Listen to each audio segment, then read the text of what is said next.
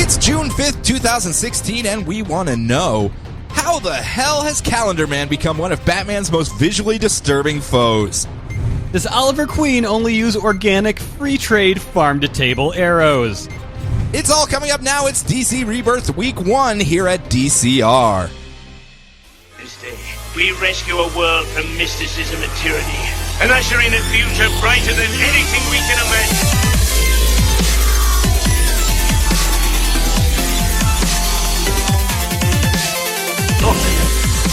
Up in the sky! It's a bird! It's a plane! It's Distress Citizens Radio.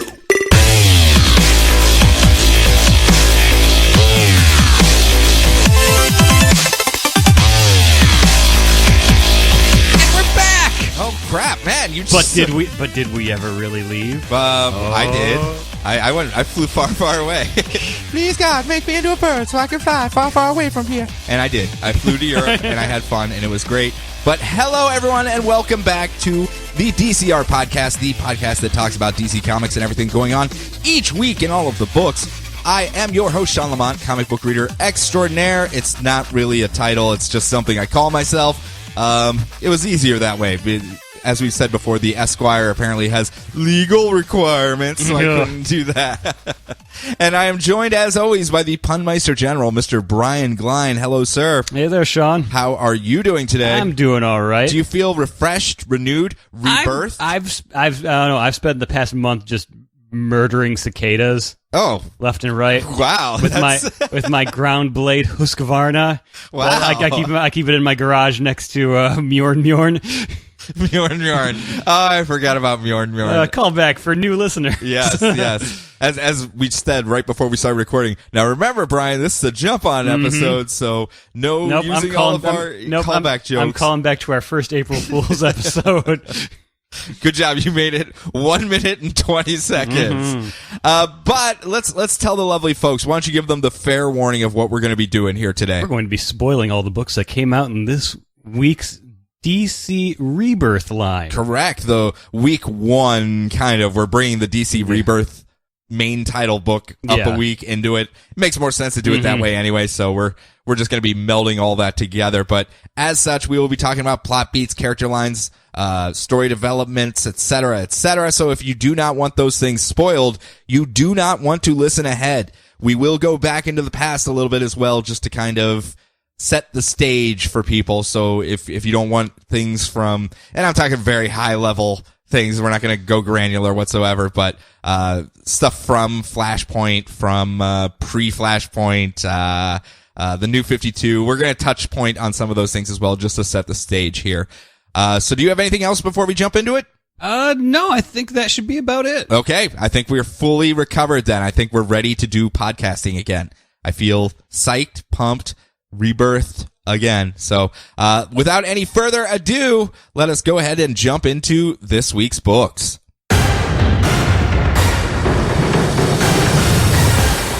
All right, starting the stage here. Let's set the stage. I'm sorry. Yes. Let's put all the characters in their place. We'll put a nice little fuzzy tree over here, a cloud up here.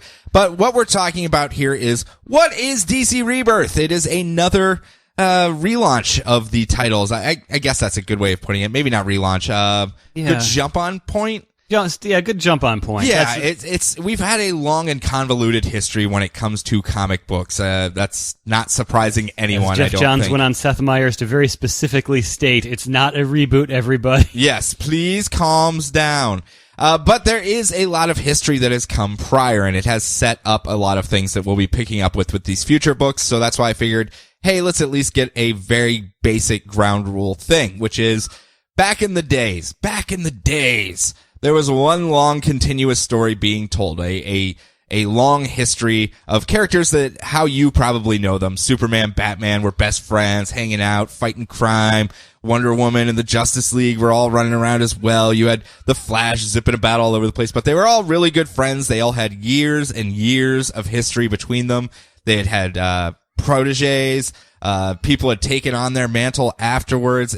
Again, it was a very long, unbroken history of these characters that went from, 85? Was that Crisis on Infinite Earths?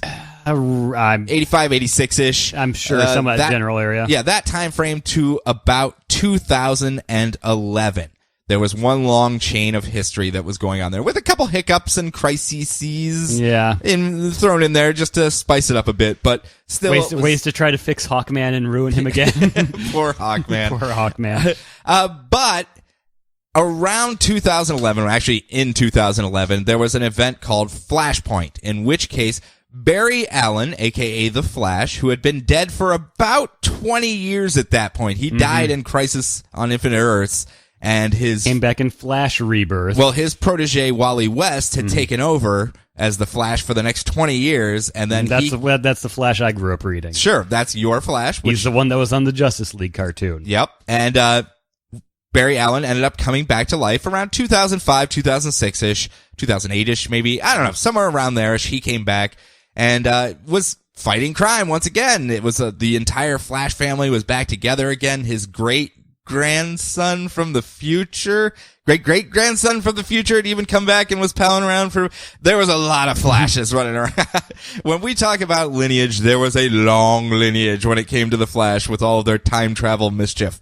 But in one low point of Barry Allen's life after he had come back, he got sad. He got depressed. He had sacrificed everything. He had lost so much, even so many years of his life he had given up to save the world, and he decided he was gonna maybe go back in time and fix some things for him. Maybe it's Barry Allen time. Maybe it's my time to do something for me. And he ended up going back in time and saving his mother, who was murdered when he was a child.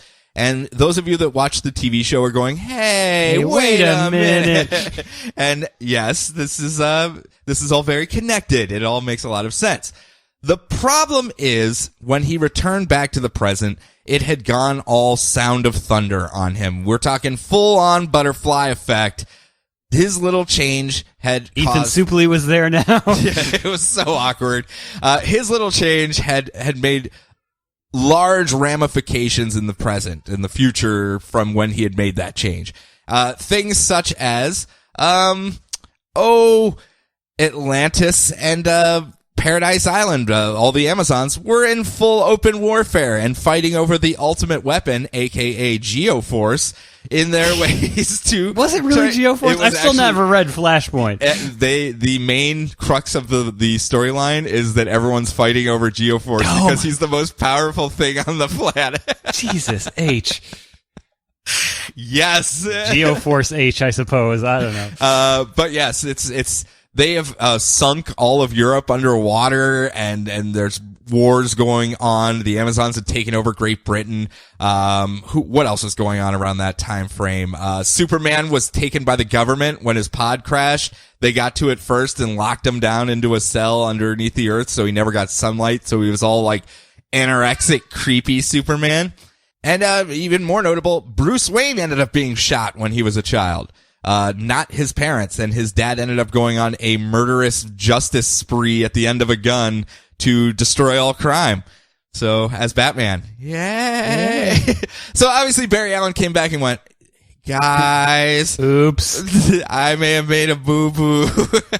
Rifter's here now. I don't know what's going on. I think I made a mistake. And he, with the help of some others, tries everything he can to... the Canterbury Cricket. The Canterbury Cricket, the breakaway star of DC Comics after Flashpoint. Mm-hmm. I saw so much of him after Flashpoint.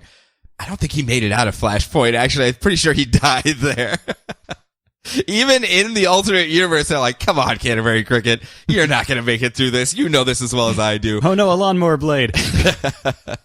But with the help of some other folks, they restore the timeline back to Barry Allen's original timeline, at least as close as they possibly could, because at some point during all of this baking of the universe back into its original state, some things changed, and we don't know why. We have no idea why.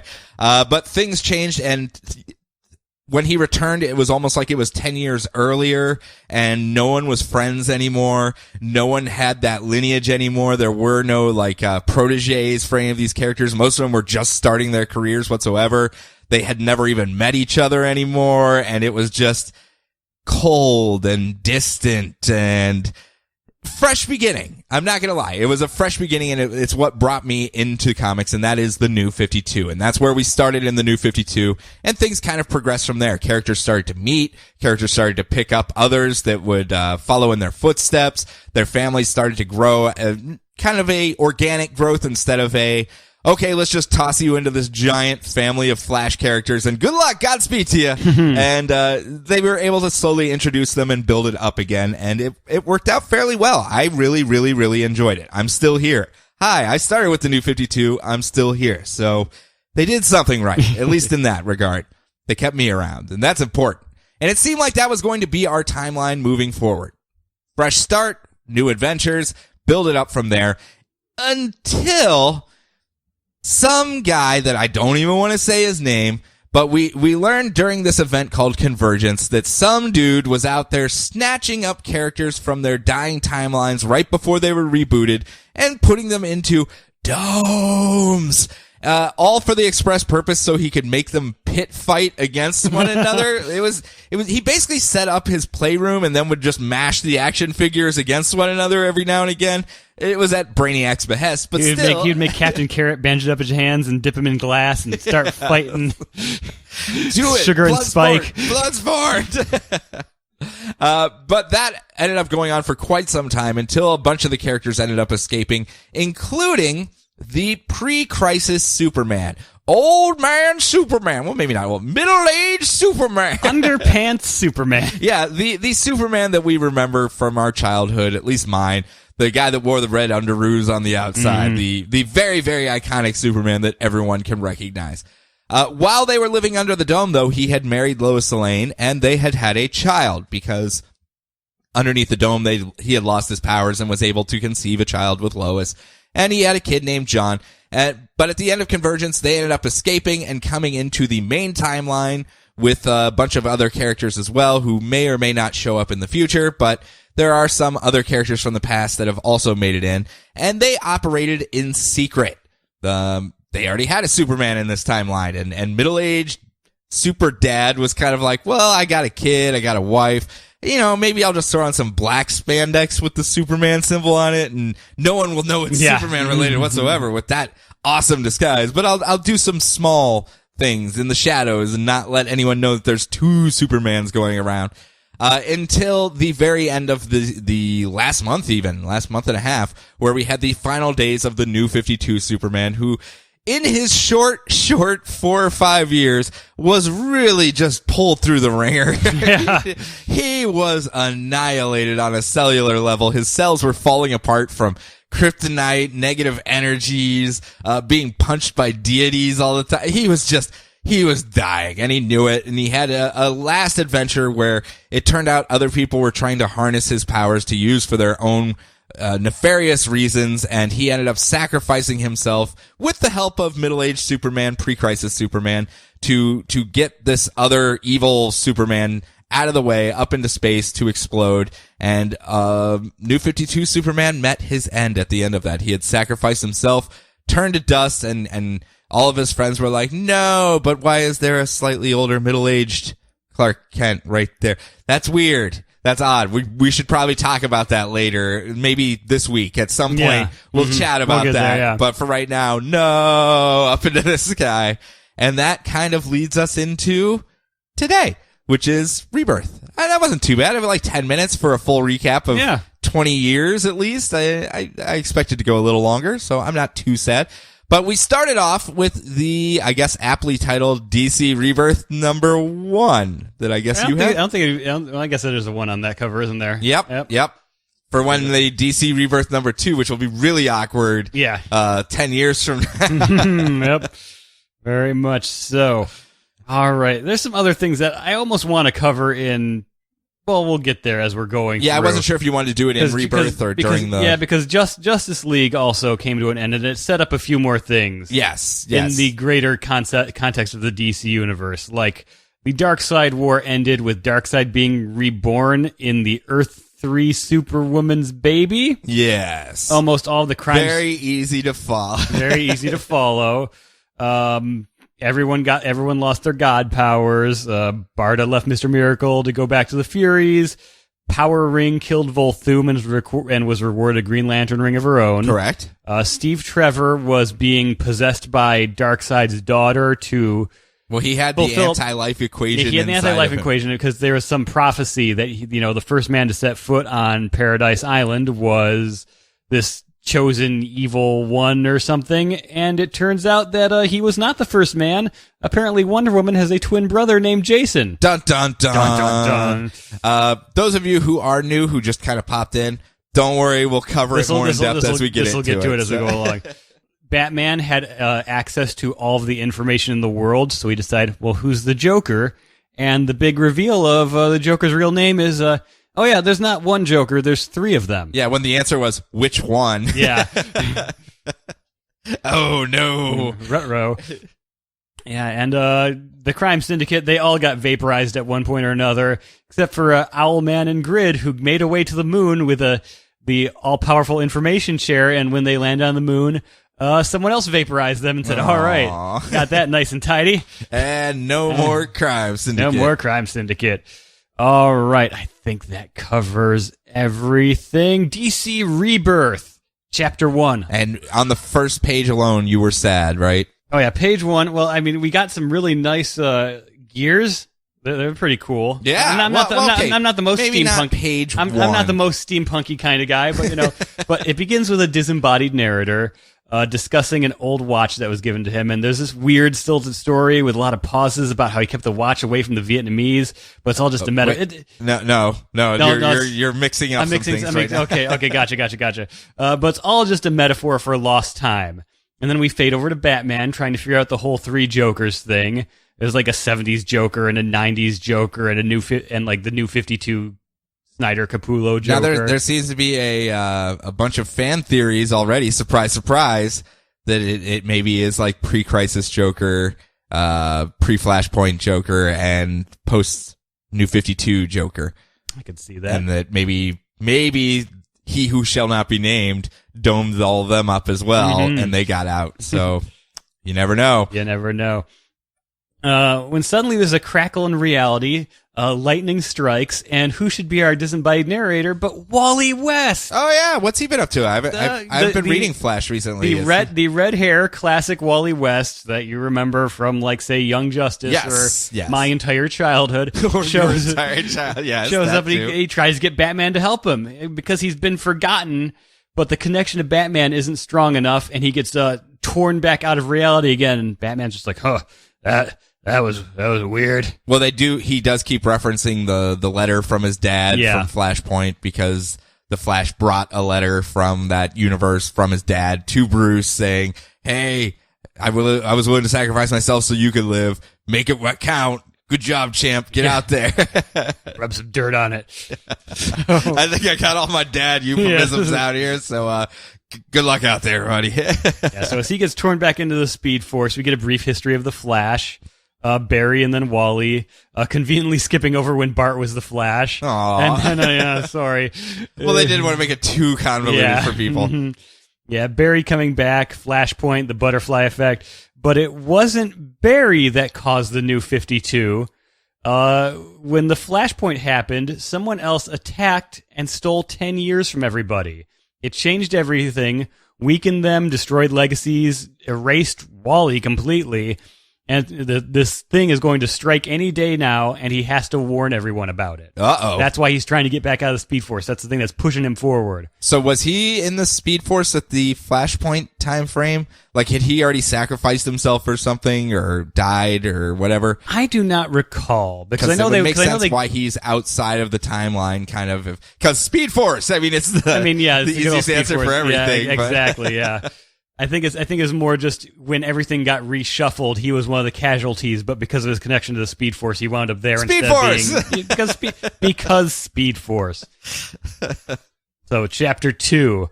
Next, we get a series of coming soon vignettes for parts of the DCU that are coming back. We visit an old man in a really crappy nursing home, and it turns out he's Johnny Thunder. And somehow he and his fifth dimensional wishing genie, the Thunderbolt, may be responsible for what happened to the Justice Society. Whoops. The old original Golden Age heroes that didn't show up in the New 52. Yep. He may have wished them away or By something. accident. Yeah, it seems like he had... They talk about the McCarthy trials and how he may have accidentally turned on them and did something Maybe that he he shouldn't hid have them done. all from McCarthy or Perhaps, something. yeah. I mean, He's trying to get everyone to take off their masks, it seems. Yep. So we also get a vignette where someone is being held at the Metropolis Police Department, who assures them she's just waiting for Superman to come back. Oh, okay. He's not dead. She's seen the future. Okay. She's blonde and she has a Legion flight ring that she has given up to them. So Dream Girl, Saturn Girl. Saturn Girl. Yes. Oh, okay. Gotcha. The classic Superman's friend always coming back to visit him, Saturn Girl. Yep.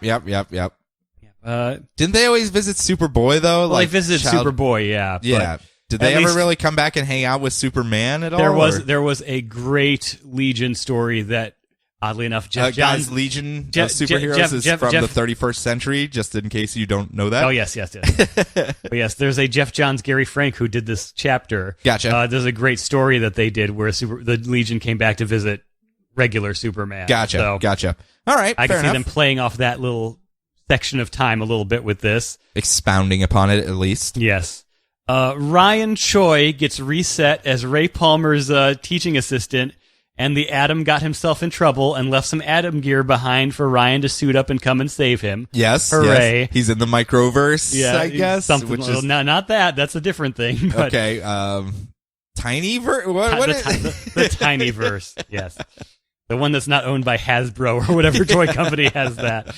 The really small verse. Yes, but I'm just like, okay, you got me. I'm just like, I'm not going to let nostalgia just completely suck me into this thing. Like, okay, Wally, that's kind of cool that you're there as this narrator. Oh, you're going to bring back Ryan Choi, huh? A thing that very few people paid attention to, but I loved. Okay. There you go. Okay, guys, come on. If only there was someone else they could bring back that you would like. And then Ted Cord, head of Cord Industries, is trying to help Jaime Reyes get the Scarab off his back. But he seems to be having more fun building Beetle-themed gadgets for both of them. For both of them to use, or I mean, just Jaime, you can, you're going to use these. I mean, I built them to my specifications. I'm like a foot taller than you, but I mean, we can both grow use them. into it. You're a teenager. Yeah, and Gary Frank is just so good at drawing people making like dorky, excited faces, and his Ted Cord is which is basically the epitome of dorky, excited faces. Mm-hmm. Yeah, his schlumpy Clark Kent was the best. Yes. So after Jaime leaves, the Kent Nelson Dr. Fate shows up. Ooh. And he tells him that the Scarab isn't from outer space, it's magic. And then everything goes MC Escher-like and he teleports away. Yeah, he's like, oh, crap. And Cumberbatch is here in a weird accent.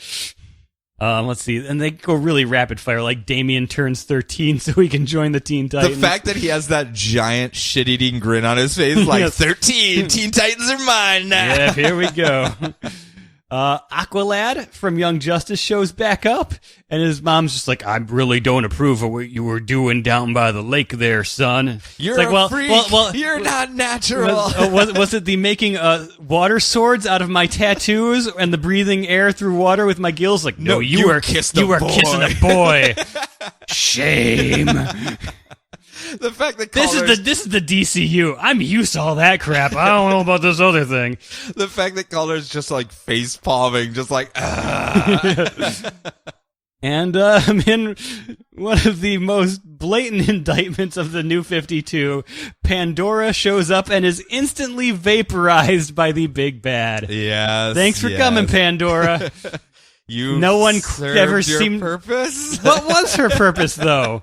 I don't think anyone really knew what she was at any point. No, I think they had ideas and then backed out of those ideas because I bet you that whole Pandora's box thing. Do you remember the leading into Forever Evil? Yeah. Mm-hmm. I bet you there was more to that originally.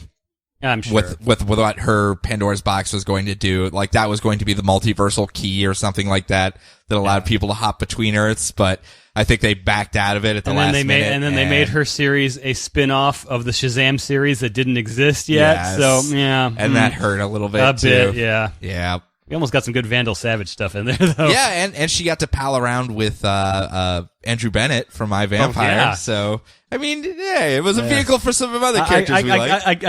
I cut out the eulogy to all of our favorite New 52 characters like Dial H and Animal Man. the top sellers, really, just the top sellers. Jared, everyone's favorite comic character. Jared. He actually is one of my favorite comic characters, but G.I. Zombie, everybody. So chapter 3, we move on. Wally then tries to materialize at the place of Superman's death, which is being investigated by all of the heroes. Yes. And while he's trying to break through, he notices that Black Canary and Green Arrow noticed each other for the first time, and Wally knows that something's wrong. It's like, how did they keep them apart from each other for 5 years? Arrow, it was like 2 episodes, and they were already casting furtive glances at each other. Well, maybe we'll talk about that later. Yeah.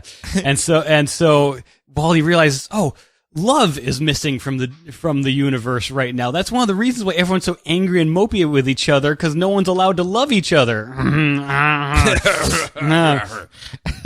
So, which isn't true, but I know, but that's from a 30,000-foot ceiling in comparison to the old. From a viewpoint of maybe people who aren't reading the stories. Maybe you could say that as a broad assumption. It's a comparison of a 20-year history story versus a 3-year history story. There's obviously going to be more relationships in history in the 20-year than there is the 3. The people who hate non-underpants Superman but have never read a non-underpants Superman story. Yes. So don't be reverse bitter. I know. We get a brief interlude with old continuity, not dead Superman and his wife, Lois, discussing how to explain everything to their son, John, because he just discovered his superpowers that he has. Plus, he just met his younger version of his dad who flew away and sacrificed himself, and it's like, hey, wait a minute. Yep. I can fly. I can shoot laser beams from my eyes, too. Hey, I look really good in red and blue. I think I'm onto something. Yeah. Clark is then visited by a mysterious cloaked man with a weird side staff named Mr. Oz, who tells him to eat some superfoods and then disappears. What? It's Mr. Oz. Oh, wait, that's another guy that I'm thinking of. Yeah, don't know that one. Acai berries, Superman. That's the key. So, elsewhere, Aquaman proposes to Mara, and Wally smiles in his head. Yay! And back at the Superman death site, there's a lot of just little things.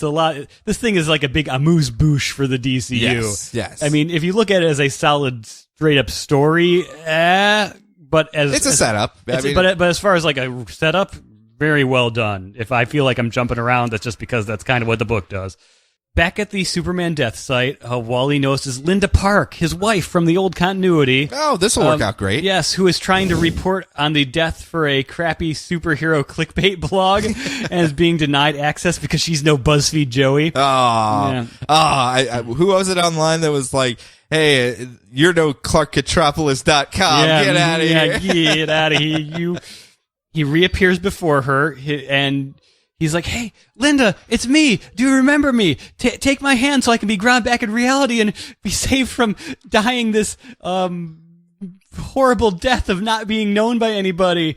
And she goes, I don't remember you at all. I think I would remember a lightning spooky ghost. Yeah. I'm pretty this is really weird. And he gets torn away from reality again. No! Chapter 4. So Wally's falling through the Speed Force, spying on random things that will be happening in Rebirth books, and he uses up his last bits of the Speed Force within him, Speed Force, to contact his old friends, Cyborg, Grayson, and Captain Boomerang. Yeah, I know, he's one of the rogues, so, I love the fact that he's, like, really getting desperate. He's like, oh, God, Captain, I got some Vegemite, reach out for me! He's like, oi, I take offense to that stereotypical behavior. Oh, and he's gone. Koala bears? No! They're not bears. So then he finally comes across Wally West, the new Wally. who, as it turns out, is actually his distant cousin. Yes. Their sides of the family never saw each other, and they were both named after Wallace West, their great-grandfather. Mm-hmm. Pretty sneaky there, Jeff Johns. Yep. Trying to make everybody happy in a Rebirth book. I see what you're doing. I will happily take that. As soon as Wally West showed up in this book, I was like, oh no, poor other Wally West. Yeah. New 52 Wally West. Just gonna get pushed to the background. But now they can have their cake and eat it too. Yep. So he sees him rescue someone and realizes that he's Kid Flash now, and he resigns to the fact that he's just going to melt into the Speed Force. Linda doesn't know him. There's a new Kid Flash. No one loves him, so he goes to say goodbye to Barry one last time. One first time? Last time. Yes. And there's this unbelievably touching goodbye where Wally has tears on his eyes, and he thanks Barry for always being there for him and teaching him how to be a better person as he just starts to blink out of existence. Barry suddenly grabs his arm and pulls him back to reality, and he hugs him and yells, "How could I ever forget you?" And a bunch of grown men across the country let out tears of joy. So he tries to explain the Flashpoint and how more people were forgotten, and friendships and relationships. Entire teams like the Justice Society. I mean, there's a lot of stuff missing here, guy. Yeah. But now that he's really back, it's getting harder and harder to remember because it was... Yep, because that's how time works. Reality's rewriting itself in his head. Yep. So he can exist there. But Barry's just all very rightfully so. So are you sure this wasn't my fault? Because Flashpoint really, really seemed like it was my fault, and it was kind of like this albatross that was hanging around my neck. And I mean, I'm just assuming it's not like I did anything. Yeah, no. Just felt like I had something to do with it. I mean, it was called Flashpoint. I assumed, you know. And so he's like, no, and Wally's just like, no, I assure you it was something else. Something dark and cynical and full of despair, more powerful than the Reverse Flash, Darkseid, all of them. No, we've never met them before. And at the Batcave, Batman, for some reason, decides to chip away at a random glint of light he catches in the corner of his Well, it shot out when Wally was there. Yeah. It shot out from the Speed Force. I suppose, you're right. Stuck into the wall there. Okay, that makes sense. And so he chips it out, and he finds a bloody smiley face pin, Wally says that they're being watched. Huh. And off on the moon, an unseen force pulls apart and puts together a watch without touching it, possibly a giant naked blue man. Oh man, not the Blue Man Group. I hate the Blue Man Group. I'm just gonna beat on some tubes and throw a bunch of beach balls in the audience and call it art. Oh. I actually love the Blue Man Group, but that's besides the point. So Watchmen? Yep. Correct me if I'm wrong here, but does this not seem to set up the DC Universe's main enemy is cynicism? Because that seems to be like the whole thing is Watchmen made it into an art form that was respected by making it a cynical, deconstructionist look at superheroes. Yeah. And now that we've come so far from that point that they've maybe looking back, it's like, wow, maybe this whole 80s Bam Pow comics aren't for kids anymore might have broken things a little bit. Maybe. Yep. So they possibly ate away at comics like a cancer. I don't know. I don't think that's true. No, I'm joking. I know. I just think there's a obvious something was lost. You obviously have a equal trade there. If you go down one route, you're going to start losing some of the other, and there has to be a balance kept. But the fact that this was like just the right amount of nostalgia and shipwriting, and there's a dash of pandering, and that was a just a pinch of pandering, yes, and just a hell of a reveal at the end, which luckily the internet did not ruin for me, like I've heard it ruined for so many people. I had to leave the country to not be spoiled. I know. I got the midnight release. I read it. I was, it made me a little kid again. I'm not gonna lie. Good, I really enjoyed it. So I mean, obviously, this is aimed more towards your. No, your time, I guess. The thing is, I am very accepting of change. That's the thing. Like, I really kind of. Mostly. Well, that's the thing. I mean, I'm not so set in my ways. I'm going to say, well, I'm automatically going to hate this thing. I at least give it a chance. You do give it a chance, but then it is a crutch for you if you don't like it to be like, the other way was better. Yeah, well, But still, I would like to think I'm more open than some people who see Superman with no underpants and go, no! Yes! You wear your underwear on the outside, Superman! Yes, yeah. And mind you, I am also raising a stiff eyebrow at a writer who's maybe ripped off a lot of arms and decapitated a bunch of people in comics, saying that we shouldn't be so dark. But hey, I'm willing to. It's a mood thing as well. I mean, as I said, if everyone else is doing it, I suppose. No, it's more of a. I mean, you can want to tell those stories and then go, maybe the needle's gone a little too far into the red. Yeah. Let's turn it back a little bit. I mean, I wanted to tell my one story. I didn't realize the entire comics industry was also wanting to tell that exact same style of story at the same time. Very good point. So it was one story in a sea is not that bad. All stories of the sea, it gets to be a little too cynical for a lot of people. And even their adverts for it. Did you see the print ads for the Rebirth stuff? Where it's just like the guy with the frosted tips looking at the... Yeah, and it's just then, the heroes kids staring now up at more than Superman, ever. Yeah. Mm-hmm. I mean, it's a great tagline for what they're going for here. Yeah. Just kind of look, we get it. The world sucks a lot of the time. Yeah, this is an escape. You don't want uber realism in this, but let's see what we can find as far as a middle ground between all that. The people that are grumpy about the Watchmen, they already killed the legacy of the Watchmen anyway with all those spin-offs after the movies, so bring them in. Some of them are really, really good, though. Yeah, I've heard. I know Darwin Cook did one, so I'm sure that was good. Yeah, the Minutemen ones were really, really good. So yeah, I guess I might go back and read those now. Hey, marketing. Silk Spectre was also really good, too. Okay. So just... throwing it out there. if there's one minor gripe besides my snarkiness, no. There's the big splash page of the Rebirth DC universe on the back. Yeah, and I do not see Midnighter or Apollo. Well, I mean, Midnighter's probably just being awesome somewhere else. I know, I'm sure. While everyone's posing, he's fighting a werewolf somewhere in Russia. While riding a giant lobster. Yes. To attack the rhinoceros people of Vladivostok. Yes. Because I don't see any Wildstorm characters at all. No, I'm wondering what they're doing with that. Which makes you wonder. But I'm telling you, if any character has got infected by the goodness of the DC universe that Wally's looking at, it was those two, and I think that they now fit.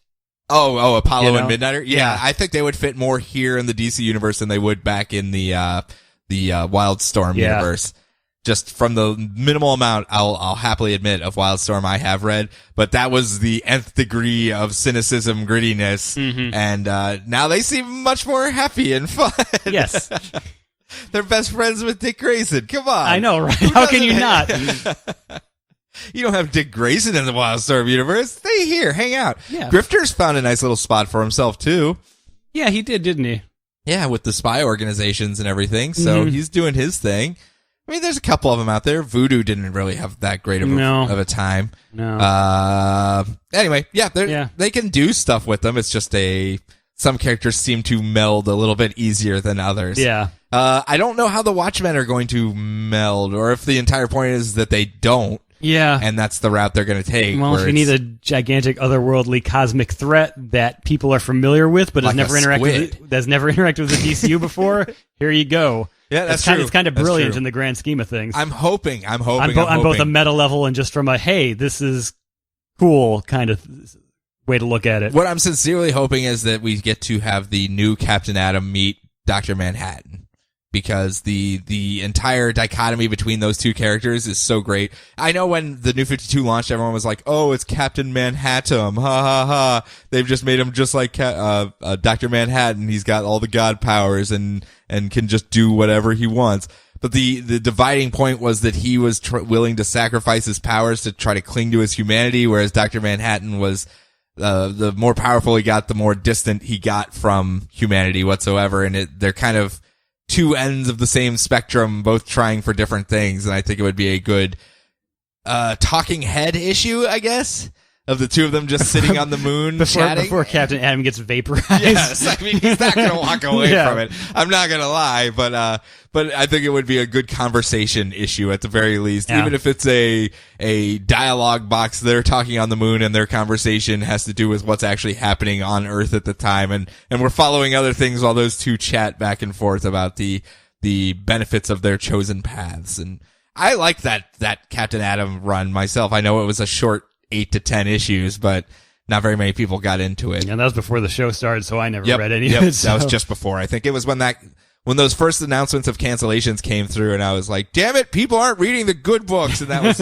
part of the reason that the show started. And thus you learned what being a comic fan is like. Pretty much. And I've spent the last couple of years railing, Demon Knights are awesome. Oh. I Vampire's awesome. Oh.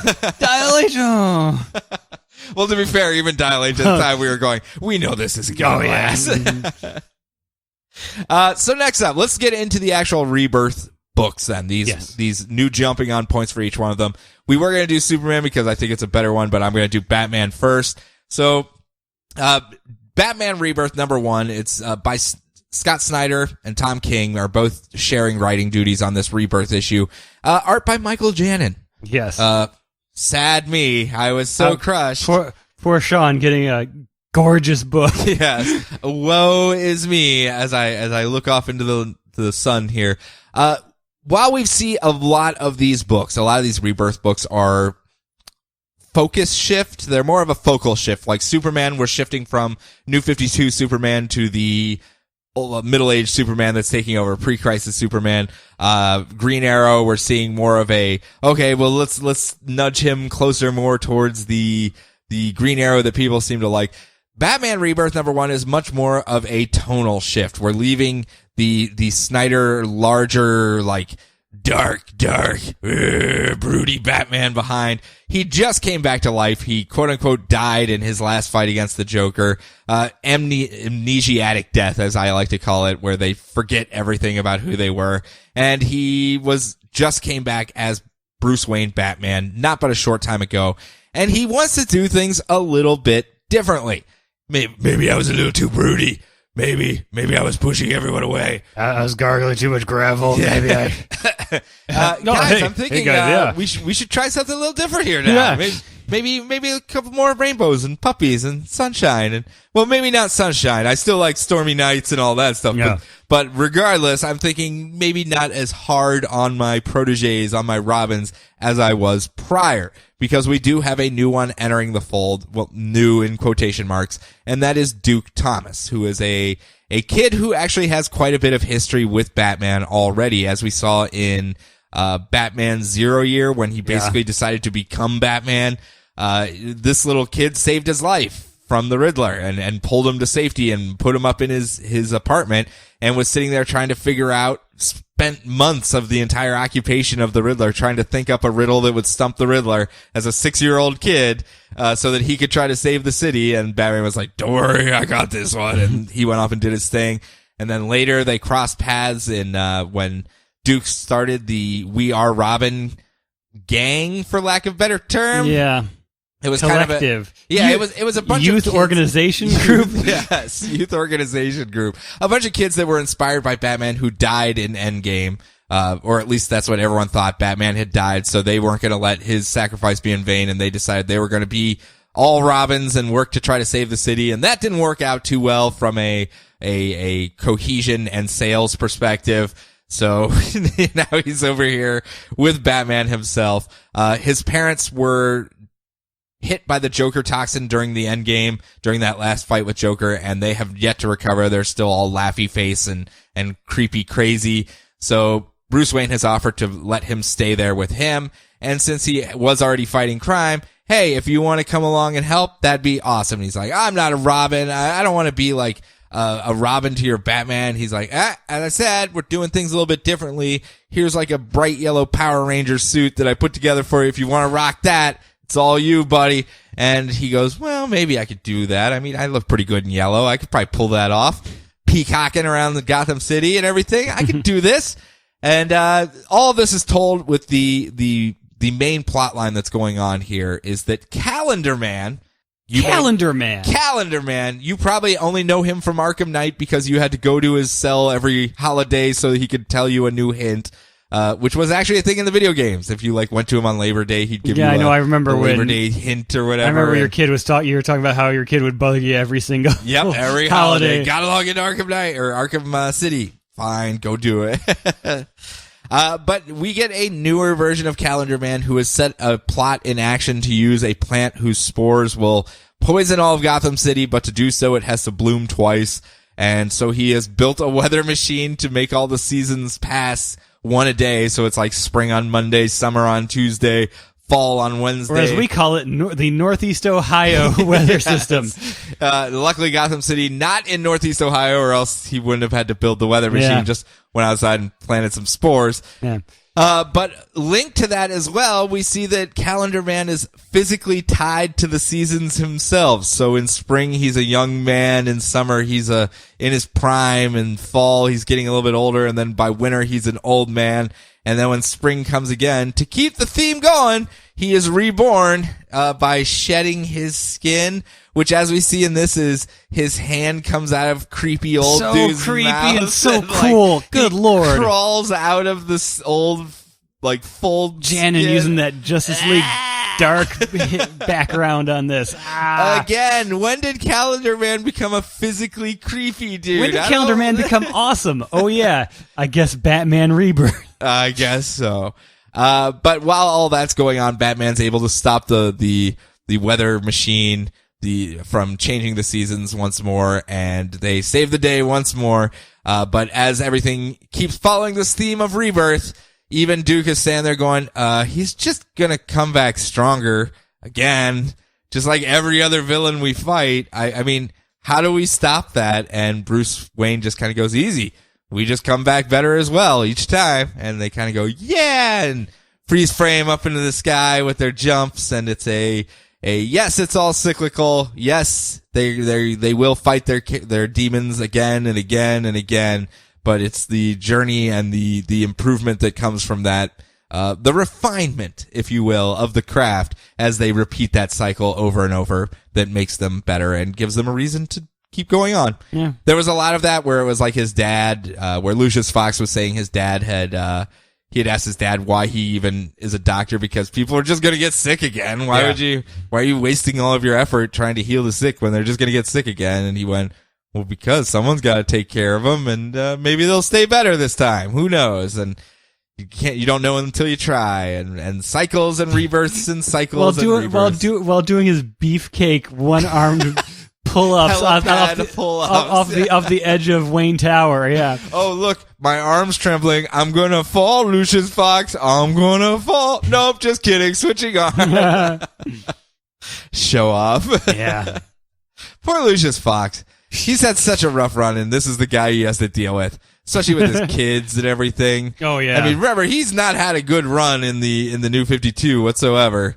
Yeah. With his daughter ODing and his son. Yeah, Dr. Manhattan does not like Lucius Fox. Oh, really does not like Lucius Fox. Apparently, it's because a certain actor would not be in the Watchmen movie, and now he's just gonna really take it to Lucius Fox. I guess so. But it's good. It's a solid start. The art's beautiful, obviously. Yeah. Coming off of Grayson, I don't think anyone should be surprised by Janin being amazing at this point. I'm not gonna lie. It felt more Snyder than King, the issue itself. I could see that. I mean, they had dual writing credits in it, but it tonally felt more Snyder than King. Snyder's a bit more overt in his thematic stuff, and King is a lot more depressing. A lot more. Did you read Omega Man 12? I did not. It is the most heart-wrenchingly depressing thing. It is the polar opposite of the entire Rebirth initiative. It was just like, let us get all the cynicism and darkness out in one issue. He was one of the co-writers on Grayson as well, right? Yes. Yeah. Yes. I mean, he's just like, get it out of the system. Yeah. And now. I mean, Vision's a different kind of soul crushing, but you know. Yes, it's just.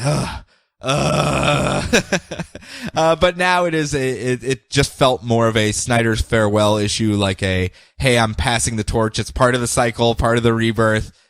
Everyone, welcome Tom King, everybody. Yeah. So, I mean, we'll see next week in 2 weeks because Batman #1 comes out in 2 weeks. Remember, all of these, a bunch of these main titles are bi-monthly now, so every 2 weeks we get the next chapter in the story. Bi-weekly. I think bi-monthly works too. Well, that means it comes out every 2 months. No, it means what I mean it to mean. Okay, and whatever. It means it comes out every 2 weeks. I see. That's the powers of extraordinaire right there. I can just shape time, meaning to my whim. But yeah, we'll find out next time in the next issue when I think it's just Tom King writing, and I want to see if it goes more into his storytelling methods, which are really, really good, everyone. I know no one reads his stuff. To be fair, Vision, Omega Men, he had Grayson. I'm not going to lie. That was probably Grayson was an actual hit. It wasn't just us saying it was amazing. We assumed it was a hit, right? Yes. Okay. I mean, it did fairly well. It could have done better. Yeah. For the quality that it was putting out, it should have done a lot better. And I think once a couple years are put between, people are going to be like, what the hell? This is amazing. And we'll be like, yeah. Yeah, we told you. You want to read Demon Knights now? Yeah. Please? I think that once we get that issue, I'll feel a little bit more comfortable in seeing the tonal style they're going for with this. Gotcha. So next time, now that I gave you your drinky break after Rebirth. Superman Rebirth. So, as we were saying, a red Superman doppelganger beat a broken down and dying Superman, and he exploded into a cloud of Superman-shaped dust with a cape on. The old continuity, Convergence spawned, Married to Lois Lane version Middle-aged Superman. shows up out at his gravesite in the middle of the night, only to find Lana Lang. Oh, what's she doing? What are you doing here, Lana Lang? Oh, I don't know. Being an electrical engineer. I love the fact that you've got a lot to learn, old continuity Superman. Even before this issue release, we were getting tweets and messages with this panel, just like the people with advanced copies and stuff. Like, I'm an electrical engineer. Just FYI, I wanted to toss that out there. I know it's an establishing issue. It's a jump on point, so people have to. They don't know this. They're coming into it blind, but it is humorous that running joke. Every time she meets someone, she just works in that electrical engineer angle. Yeah, so she's trying to get his remains so she can bury him next to his parents instead of out in Metropolis, like she promised him. Old Superman was just going to sit there and watch him until he came back to life. You know, like Superman, like he did after fighting Doomsday, and we get a just beautifully drawn 2016 version of the Superman Doomsday fight with the benefit of modern coloring and modern day Doug Mahnke just murdering. I kind of was hoping when the good kind of murder. Well, yes. When do you remember when they had the whole Doomsday thing in the New 52? Yeah. And they were going to do that. That was what I was hoping for. That they were going to retell the story with all the modern conveniences of computers and color processing and just vibrancy. And I'd be like, yeah, because I've looked at the old one and I was like, I mean, it's like Dan Jurgens, you were really good. That was a product of its time. It was a product of its time. Yeah. Yeah. I mean, that's not a negative. It's just what it is. Yeah, it was made at that time. At the time, it was amazing. Yes. But there's other stuff you can do now. So. And I started in 2011, so it was color processing had come a little bit further. Oh, yes. In those times. God, even I've been reading the old JLA Grant Morrison JLAs to my son, and even he's just like, "Oof, Squirrel Girl looks a lot better than this, Daddy." I'm like, "Hey, you be nice."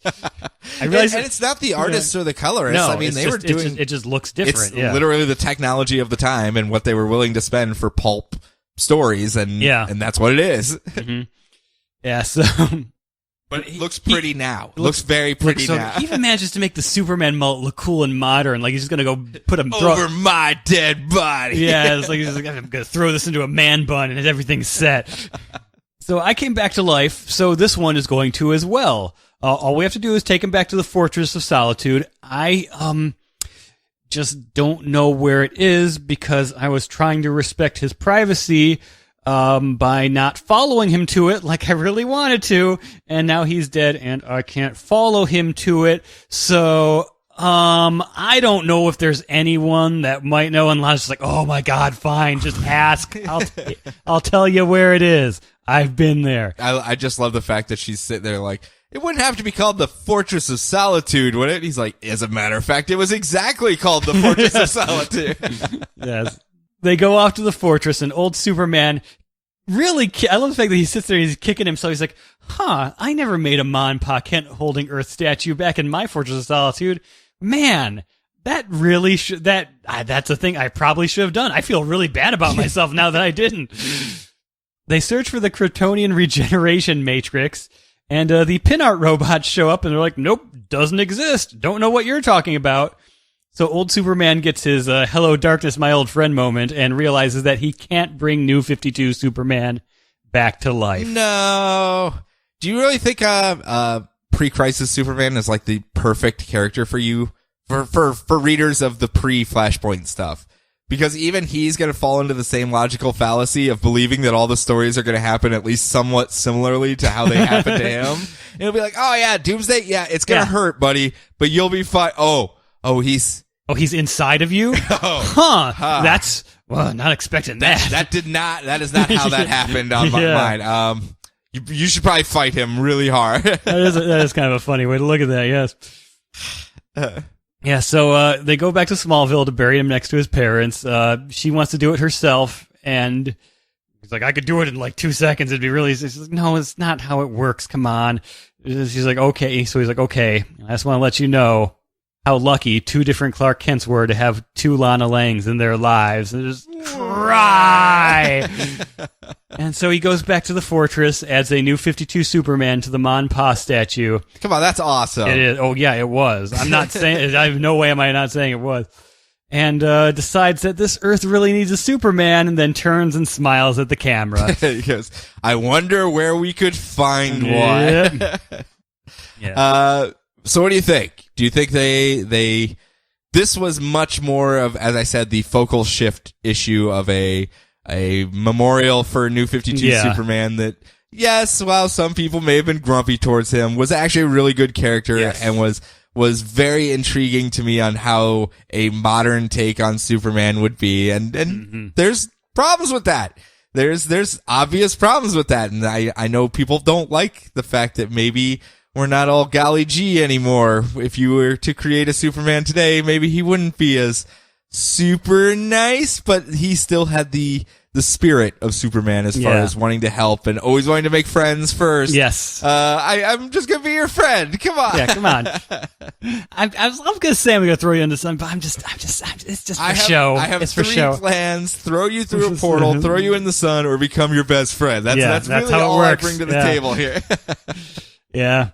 And mind you, I'm honestly, and just looking at it from a creative standpoint, like I'm looking at how they've set the table so if they really wanted to, they could make this the Superman from here on out. Yep. As odd and confusing as I think the continuity of it is, I think it's a little bit of a, I mean, mind you, if they're aiming, like you said, if they're aiming it at the older readers who have been there since the beginning anyway, I'm sure that could work. Sure. I just looking at it, it's like, well, this seems a little confusing. But they've also got so many outs to bring back New 52 Superman. They have like 10,000 outs already pre-built into it. And I love the fact that when his little dust husk like exploded, lightning shot out and it hit both Lois and Lana. Yep. So we may see some ramifications from that in the future as well. Not that any titles have been announced that maybe have people on the cover. Well, yes. None whatsoever. Well, that's the obvious one, but I kind of figured the one would happen. I didn't realize the other would, and it made me happy. I didn't either, and I think that's going to be... As you know, she's one of my favorite characters from the New 52. Yes, so yes. Such a sad ending when he was going, though. Did you read the Final Days of Superman? Oh, yeah, before of course. This? Yeah, it was with that last issue of him just like having his last goodbyes to everyone as he's dying, and he's like, Steel, you're awesome. Keep covering things in steel. Yeah. It's gonna work out great for you. Lana Lang, I love you, lady. You're my best friend. Batman, keep being grumpy, buddy. See you later. Yeah. I mean, it was like a whole issue of him just like going, Animal Man, keep turning into a penguin every now and then. They're really cute and fun. People like them. People will love you for it. Yeah. Roll on your belly, like slide on your belly, find some food, frolic. It'll be great. You do that 2 or 3 times, the kids will love you. Yeah, kids will love you. I mean, Swamp Thing. Remember to fertilize at least once a year, so you know. I've got a lot of good tips. I was a farmer. I know these things.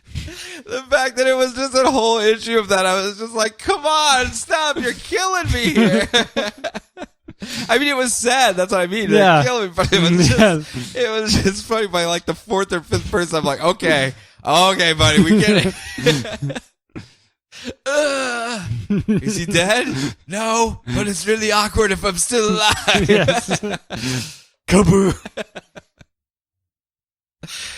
So I like where they're going with it. I thought they gave a proper memorial to New 52 Superman, and I'm hoping. We've got so much trust in Tomasi at this point. Yeah, I mean, he's got goodwill from me. You want a guy who's masterful with continuity and still writing something easily accessible. Bam, and there you loves go. the kids. Oh my just gosh. writes the family dynamic perfectly, yes. and we love his kids stuff that he does all the time. So I'm sincerely looking forward. Did you see Gleason had co-writing? Yeah, I did on this as well, and I was like, yes. Yeah. Jump up and punch the sky. Because I mean, again, both of them have proven they can do the kids stuff very, very well, like the family dynamic, the superhero with kids. Yeah, Batman and Robin was great. Or the kid himself trying to live up to a shadow of a father that big, I guess, as well, with obviously two different angles, since Damian's just like, well, I'm just better than Batman, obviously. Yeah. And then John will probably be a little bit more reserved in his confidence, and we'll see how it goes from there. I quite like it. I think it's a great setup. But that's it for the first half. We only went an hour for 3 books. Yeah, so, well, you know. Yeah. We'll have a shorter back half, but Brian, what do you have coming up for round 2? I've got Green Arrow Rebirth and Batman Beyond. And I have Green Lanterns Rebirth. Not Hal Jordan Green Lanterns, but some new ones. Throw some more Green Lanterns on the pile. We got some more. And then last but not least, Dr. Fate. So hold on a couple quick seconds. We're going to take a quick break, and when we come back, we will run through those books.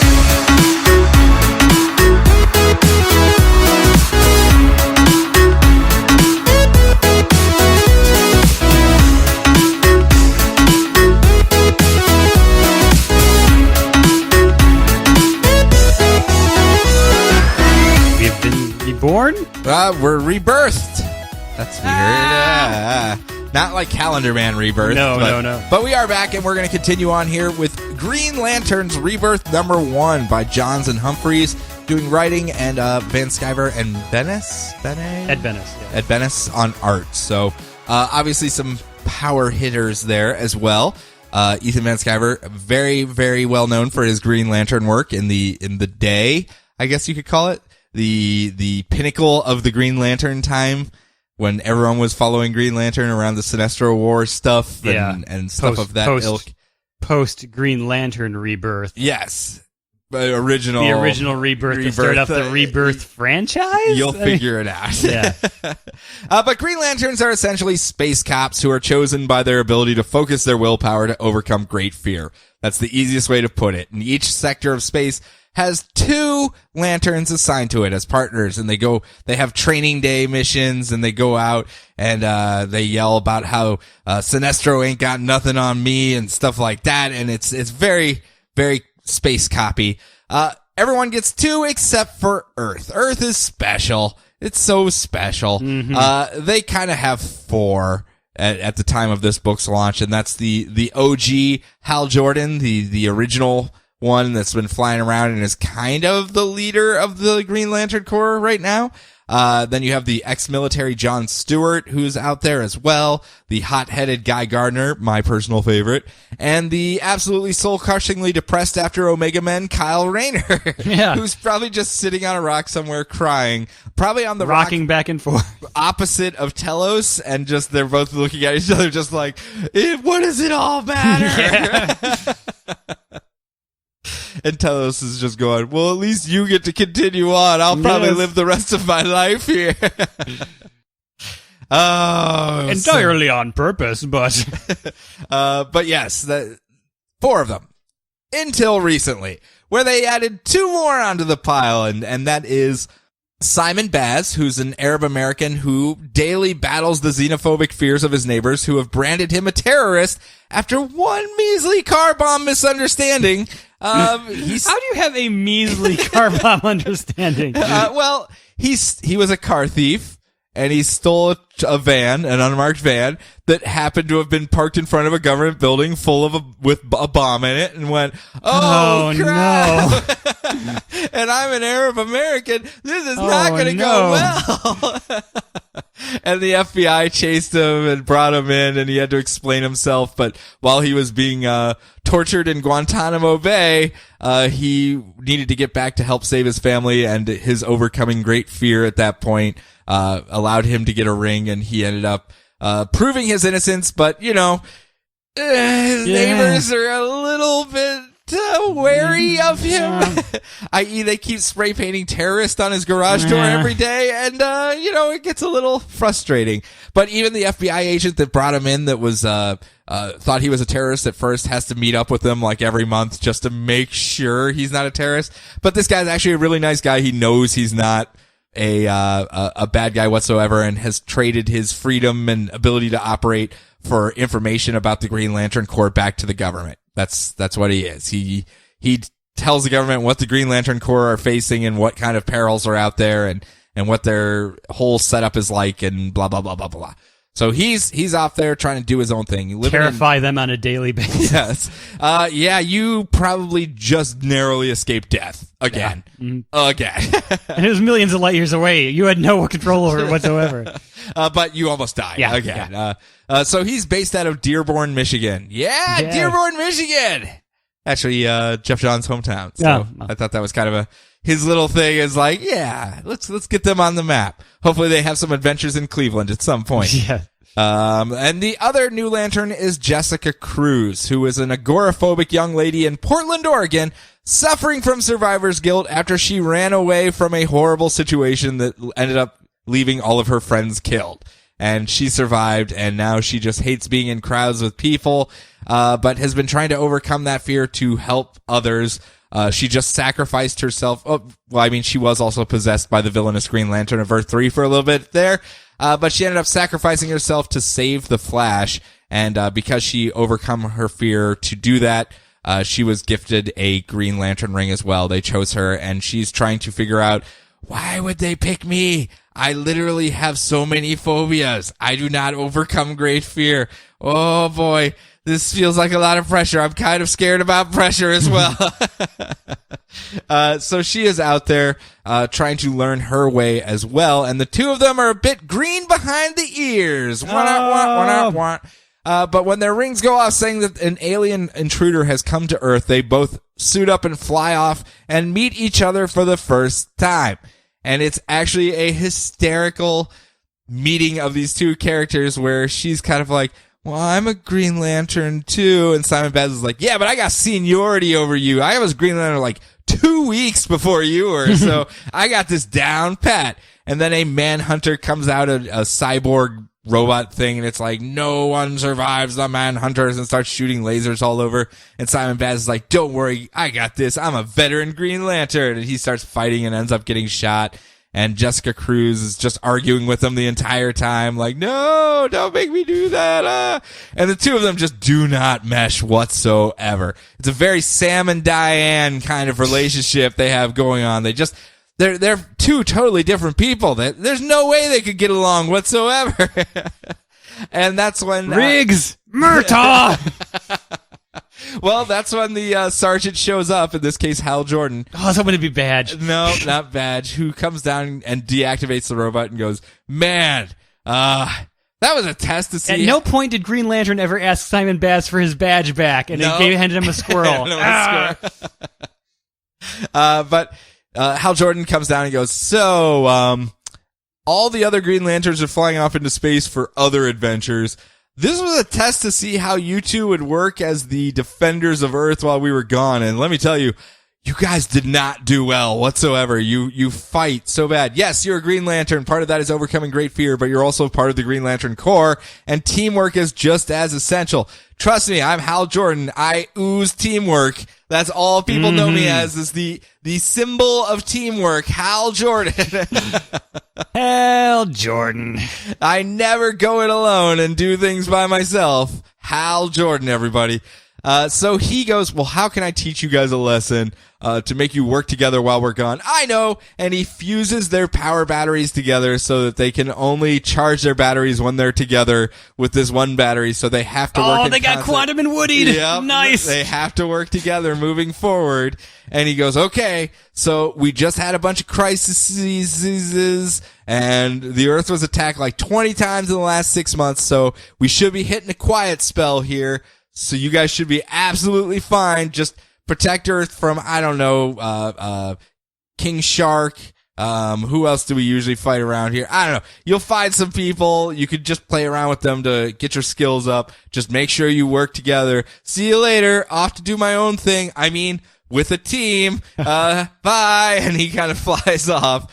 And it leaves those two just standing there looking at each other like, but we don't see eye to eye whatsoever. How can this possibly work? And as we see, things may not be as quiet as Hal Jordan had hoped, because elsewhere out in space, there's a lost guardian of the universe flying around who developed a new power source that is so unbelievably powerful it could destroy everything, and that's why he went on the run. And someone is hunting him down, and it is not the Free Energy and Puppies Commission. Uh-oh. It is, in fact, the Red Lanterns, who looked at their calendar and said, okay, so we had a blackest night, we had a brightest day. Oh, guys, look! It's Red Dawn! Yay! And the Russians are going to obviously attack because Red Dawn is here. And Wolverines, everybody! Wolverines. Do you even understand what I'm talking about? I know what you're talking about. All right, fair enough. I can't wait for the Indigo brunch. The Indigo brunch. But yeah, they are plotting their revenge against Earth since Atrocitus is still ticked off from the last time he tried to take over, and he still hates Guy Gardner with a passion, so he wants to destroy Earth as his revenge. So, poor Red Lanterns just can't get a break as far as a linear storyline and character progression. They seem to have been reset back into rage monsters once more. And sorry, Bleeze. Well, it's just Bleeze, Atrocitus, and Dexstar. Yeah, that's a fine starting point. I mean, yeah, and they can build up from there. But I'm hoping it's still as independent Dexstar and Bleeze as they were towards the end. Maybe not as grr-arg, bleh, spitting up acid blood on people all the time. Yeah. I really actually enjoyed this issue. I know it was Jeff Johns and Sam Humphries writing it, but it had a lot of humor in it. It had a lot of... Sam Humphries has done mostly Marvel stuff at this point, hasn't he? He did Star-Lord, I think I read. Yeah, the first few issues of his Star-Lord. He did a couple of those, and I guess the Ultimate Universe stuff. And people are a bit wary because of that, because I guess the Ultimate Universe was not very well received after a certain point. And that was kind of when he came on. I think that was more the fault of the big Ultimatum story arc. I heard that the stuff that spun out of it was very good. Okay, but gotcha. Everyone had a bad taste in their mouth after people that. Are a bit tentative about Sam Humphries, and I know this was a co-author one with Jeff Johns, and obviously Jeff Johns has proven himself multiple times. He knows his lanterns. But the humor and the character work between the two characters leaves it felt a lot less like Johns, I guess. It felt like Sam Humphries was trying to get his hooks into these new characters, and maybe Johns was doing the other characters, the OG Hal Jordan voice maybe, and less Jessica and Simon. So if Jessica and Simon maintain their will they, won't they, totally opposite Riggs and Murtaugh style, I'm on board with this 100%. Yeah, that's like I said, they got Quantum and Woodied, and that's pretty great. Yeah, so I mean, it's a perfect setup for these two characters, and it's about time they got the limelight for at least a little bit. Yeah. So if it doesn't work, they're probably going to be relegated to the pile of Lantern event fodder at some point in the future. Yeah. So hopefully everything works out for them. No pressure, guys. No pressure. You just your lives are on the line. Just FYI. All right, going on to Green Arrow Rebirth. Talk about a tonal shift here. Oh man, what a tonal shift. Benjamin Percy still continuing on with that Otto Schmidt dough. That Otto Schmidt. Oh my God. This is almost unnecessary, but the book opens up with Ollie getting rejected by his date, the daughter of a Republican senator. It's like, he thinks that guns should be able to marry other guns, and she's defending him, her own father. I'm just like, oh yes, 1,000 times yes. Just go full clueless bleeding heart with Ollie. Yes. To an extent that it becomes a hindrance for him. Yes. Because he is just so far over that line that he's just kind of like not realistic whatsoever. He's flat out being called a social justice warrior in his own comic. He's the social justice warrior. He's like, hello, I am. That is what I am. Hello. So as he's leaving the date, he gives $100 bill to a homeless mother and child. The bill flies away, so the mom goes... Because they obviously didn't need it. They didn't cling to it with all their might. Yes. And we'll just set it here on this breezy sidewalk and pick it up in a moment. Yeah, so the mom goes to catch it and gets kidnapped through a sewer grate by slur monsters, as you do in Seattle. It does happen quite a bit. At least it wasn't werewolves. Yeah, I know, Let's be fair. Mm-hmm.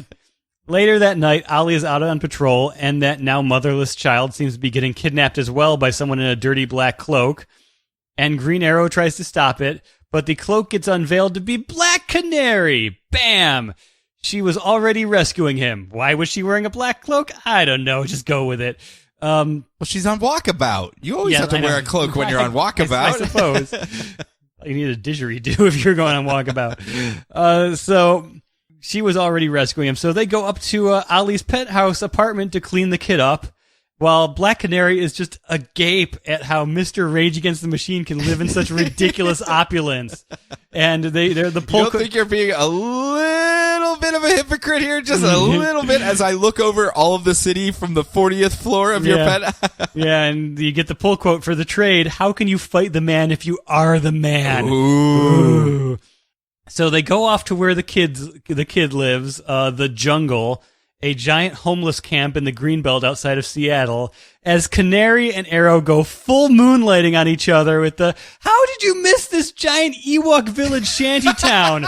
Were you too busy sleeping on a giant pile of money and American Apparel models? Oh, I'm sorry, I couldn't hear you over the terrible Pitchfork reviews for your last album. Oh, you don't know me. I'm the living embodiment of an 80s action movie. I got stuck on an island. I fought a polar bear. Rabble, rabble, rabble. So, besties, right off the bat, huh? So good. But yeah, so she grew up homeless and in foster care, so she's way more invested in this kid for really reals. And once he finds his dad, he explains that the underground men stole his mom. Ooh. And they are suddenly accosted by slur monsters. Coming to get more homeless people. Yeah. Yeah. Yeah, specifically women and children. They beat some info out of one of them, and it leads them to an underground giant illegal human trafficking auction being run by a bunch of guys in creepy masks on television screens, headed up by an extremely creepy guy in like a red triangle skull mask. It's a really cool visual. Yeah, it really is. Like, I mean, all the masks look really cool, but he's got the coolest one. It's that bright red. He really brings out his eyes. Yeah, with his eyes that you can't see. Yes. You know?